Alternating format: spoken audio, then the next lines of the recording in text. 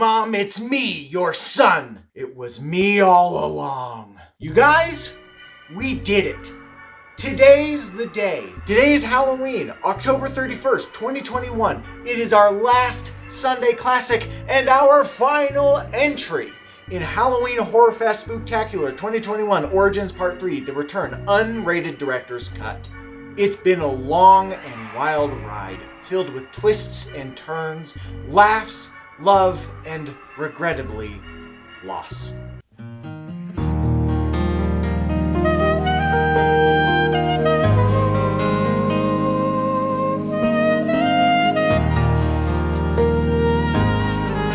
We've hit the highest of highs and the lowest of lows. There have been blood-soaked bashes and monster-filled mashes. There were multiple entries in which people made biblical knowledge with puppets, and a weirdly not insignificant number of times that I described a movie as being grotesquely perverted.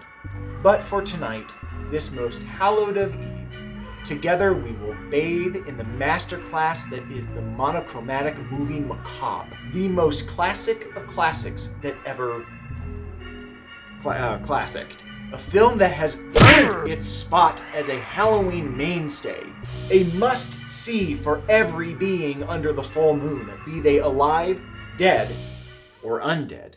If it weren't almost offensively obvious, I think Halloween, pretty cool.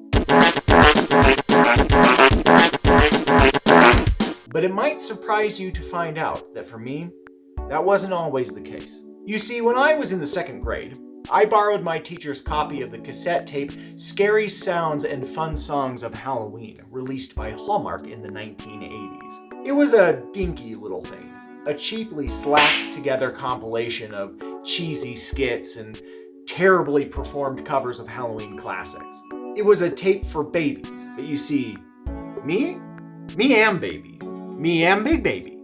There was a song on that tape, this song, that filled me with such a sense of dread that I couldn't dream for months. But even still, it excited me. Like, it made me feel bad, but like a good bad. And so I listened to that tape and that terrible song again and again for countless hours until one day it was just gone. Like the world's lamest ghost, it just disappeared without a trace. And then before I knew it, I went into the third grade, and then the fourth grade. Elementary school went into junior high. Then I went to high school, graduated and went to college. I became an adult. I went into adulthood, and that obscure little Hallmark cassette tape became a footnote on a single page of my life's story.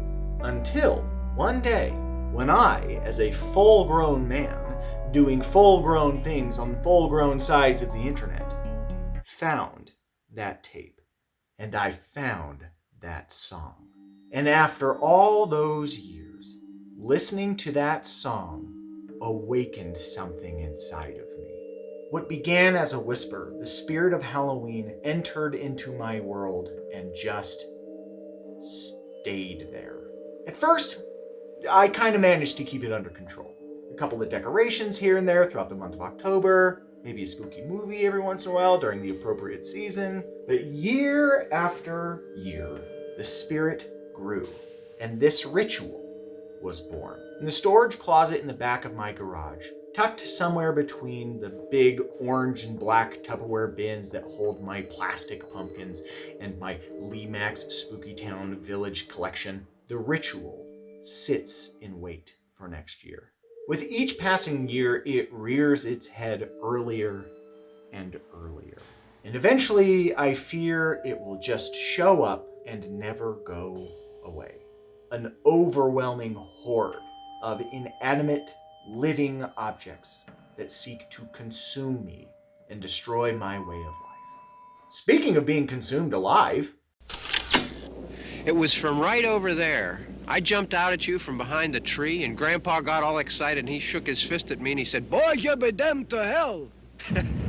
Remember that? Right over there. Well, you used to really be scared here. Johnny, You're still afraid. Stop it now, I mean it. They're coming to get you, Barbara. Night of the Living Dead is a 1968 classic horror film written, directed, filmed, and edited by George A. Romero. Single-handedly responsible for defining the movie zombie for the rest of time, Night of the Living Dead is a simple but effective story that manages to be as thrilling today as it was divisive in its own era. When Barbara and Johnny visit their father's grave in rural Pennsylvania, their touching moment is interrupted by a hostile dose of country hospitality when a gaggle of gangrenous ghouls show up and insist on having the siblings over for dinner. Literally. The dead, you see, have spontaneously undeaded themselves. The price for the resurrection, hunger. The cure, flesh. When Barb is retreated to a dilapidated farmhouse by a man named Ben, Barb and the menagerie of survivors within the house must find a way to survive the night. But as tensions rise within the house, what poses the greater threat to their survival? The brainless ghouls outside, or the heartless fools within? Don't you know what's going on out there? This is no Sunday school picnic. Don't you understand? My brother is alone! Your brother is dead. No! My brother is not dead!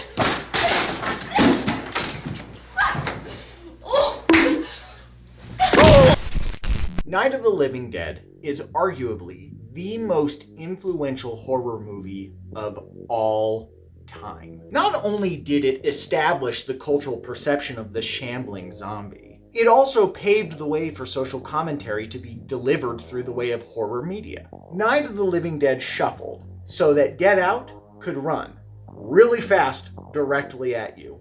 George A. Romero is responsible for establishing horror pop culture as we know it. If not for George A. Romero's 1968 classic Night of the Living Dead, we wouldn't have George A. Romero's 1978 classic Dawn of the Dead. And that movie owns. If not for George A. Romero's 1968 classic Night of the Living Dead, we wouldn't have the 1980s classic Return of the Living Dead. And that movie owns. If not for George A. Romero's 1968 classic Night of the Living Dead, we wouldn't have Zack Snyder's 2004 remake of George A. Romero's 1978 classic Dawn of the Dead. And that movie is sometimes mostly okay. Living as I do as a human being in 2021, I see a lot of pretty cool and sometimes good movies with a lot of scary stuff in it. But there is a tremendous, delicious quality to the black and white film in this movie. Shadows are darker, blood is slicker, and the night is of the living deader. The strange relic-like quality of this movie freaks you out despite being nearly 60 years old. Like having a grandpa show you a picture of a skinless Furby. There's some pretty scary stuff in here too. And don't pretend you're all tough and say that this little girl in the basement doesn't just absolutely make your guts fall outside your butt. I would absolutely roundhouse this goblin into the sun. I don't even have to. I just want to. Without debate, without question, without argument, Night of the Living Dead is a 10 out of 10. But you don't need me to tell you that. You already know that. Also, sure, I could tell you where to find it. I could tell you that it's on Amazon, AMC+, the Criterion Channel, Dark Matter TV, Tubi, Movie, Pluto, Fargo, Fandor, Fubi TV, HBO Max, Hoopla, IMDb TV, Canopy, Night Flight, Paramount Plus, Peacock, Plex, Pluto, Redbox, Screambox, Sci-Fi, Stars, Vudu, Poo-Poo, Flix, and of course, Shudder. Yes, it's available in all of those places, but you already own it. By way of an inadvertent flub in its marketing, George A. Romero's 1968 Night of the Living Dead accidentally found its way into the public domain. That means it's not just George A. Romero's Night of the Living Dead. It's the people's George A. Romero's Night of the Living Dead. As such, for your convenience, I've included a link below that will take you to where you can stream this movie for free. And no one can stop me. And that's it! We did it! That's Halloween Horrorfest Spooktacular 2021 in the books. This has been a hell of a project for me, but I've had a hell of a time putting it together. Thanks for tagging along, especially if you watched any of the movies that I recommended. I wouldn't be surprised if you didn't. Black Devil Doll from Hell's really weird.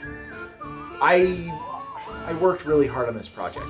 and I appreciate knowing that so many of you took the time out of your busy schedule to watch it, especially those who watched every day as they came out.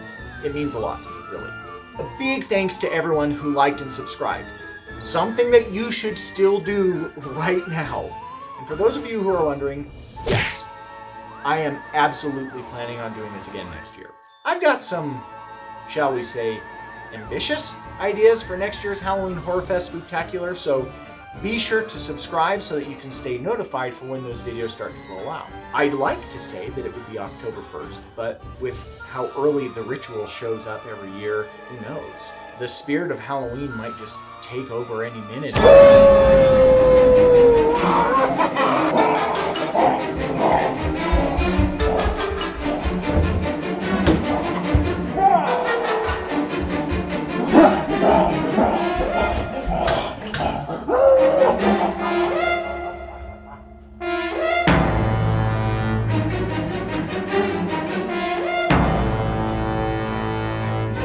Happy Halloween, dorks! Ah!